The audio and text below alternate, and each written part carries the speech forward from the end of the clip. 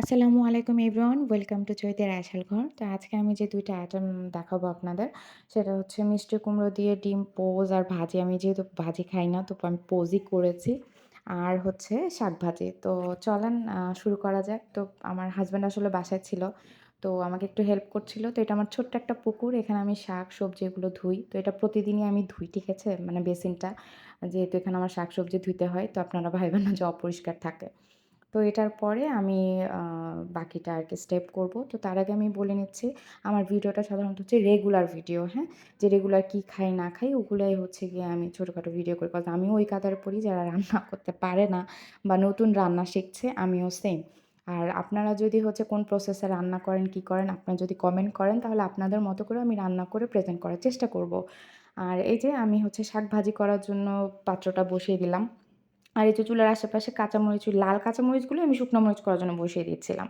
তো এখানে হচ্ছে মোটা করে পেঁয়াজ, রসুন কুচি দেওয়া আছে, আর হচ্ছে কাঁচামরিচ এবং লবণ। তো এটা দিয়ে আমি সিদ্ধ করে নিব। সিদ্ধ হয়ে যাওয়ার পর আমি সম্ভার দিব।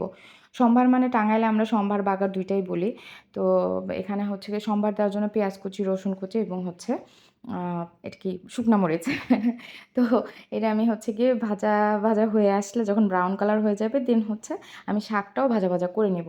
তো আমি যেহেতু হচ্ছে গিয়ে নতুন রাঁধুনি, আমার অনেক কিছু ভুল হতে পারে বা আমার যেহেতু আমি সোশ্যাল মিডিয়াতেও আমি নতুন এসেছি, মানে বিশেষ করে আমার ভিডিওতেও অনেক ধরনের কমতি থাকতে পারে। তো আশা করব আপনারা পাশে থেকে আমাকে সাপোর্ট করবেন এবং ব্যাপারটা বোঝার চেষ্টা করবেন। আস্তে, আস্তে সবকিছু ইনশাআল্লাহ সুন্দর হয়ে যাবে। শুরুতেই তো সবকিছু পারফেক্ট হয় না, আস্তে, আস্তে হয়। আর আমার ভিডিও যদি ভালো লাগে তো লাইক, কমেন্ট, শেয়ার দিয়ে পাশে থাকবেন। আমার ইউটিউব চ্যানেলও সাবস্ক্রাইব করে নিবেন। আমি আরও ইন্সপায়ার্ড হব। তো আমি আরও নতুন, নতুন ভিডিও আপনাদের সামনে আনবো। আচ্ছা, তো আমার আসলে আজকে একদমই কার্টুন ভয়েস দেওয়ার ইচ্ছা ছিল না। এজন্য রেগুলার ভয়েস দিচ্ছি, মানে আমার নিজেরই। তো এখানে হচ্ছে আমি পরবর্তী স্টেপে এই যে মিষ্টি কুমড়োগুলো ধুয়ে নিলাম। ধুয়ে নেওয়ার পর আমি হচ্ছে একটা ছোট পাতিল বসিয়ে দিয়েছি। ওখানে আমি মিষ্টি কুমড়ো অ্যান্ড হচ্ছে ডিম দিয়ে রান্না করব। তো এখানে পেঁয়াজ কুচি, রসুন কুচি, আম কাঁচামরিচ কুচি এবং তেল এগুলো আমি দিয়ে নিচ্ছি। তারপরে হচ্ছে মিষ্টি কুমড়া দিয়ে নিব। দেখেন আমার অনেক সময় না মানে অনেক ingredients এর কথা বলতে আমি ভুলে যাই। বিশেষ করে লবণের কথা, ঠিক আছে? তো আপনারা এই জিনিসগুলো একটু মানে যদি একটু সফট হার্ট নিয়ে, সফট এয়ার নিয়ে শোনান তাহলে ভালো হয়। ঠিক আছে? আ কারণ একটু একটু ভুল হতেই পারে। তাই না? এটা সবারই হয়। It's okay. তো যাই হোক এই যে আমি মিষ্টি কুমড়োগুলো দিব। বাট আজকে আমি চেষ্টা করব হচ্ছে গিয়ে সবকিছু একটু পারফেক্টলি আ বলার জন্য, যাতে কোনো কিছু মিস না হয়ে যায়। ঠিক আছে?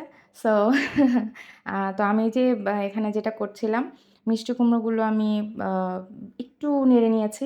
তারপরে এখানে আমি সামান্য পরিমাণে হলুদ, আর আমার চামচ যেহেতু ছোট তো হলুদ কিন্তু আমি অত বেশি দিইনি। অল্পই দিয়েছি। আর ধনিয়া গুঁড়া এবং হচ্ছে মরিচের গুঁড়া।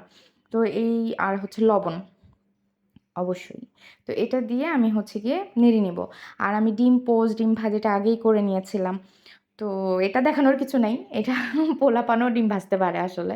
তারপরে এই যে আমি নেড়েচেড়ে মসলা দিয়ে একটু নাড়াচাড়া করব। তারপর আমি পানি দিয়ে ঢেকে দিব। আর আমি কিন্তু একদম হচ্ছে গিয়ে আলসে। তো শর্টকাটে যেভাবে রান্না করে, মানে রান্না আমার মজা হলেই হইছে, এত কিছুর দরকার নাই।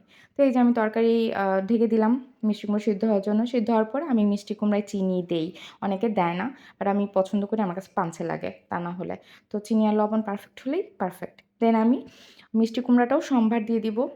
এই যে আমি সম্ভার দিয়ে পেঁয়াজ কুচিগুলো দিয়ে মানে ঢেলে দিচ্ছিলাম। দেন আমি গরম, গরম পরিবেশন করে ভাত দিয়ে খেয়ে নেব। তো এই ছিল আমার আজকের video. Thank you so much.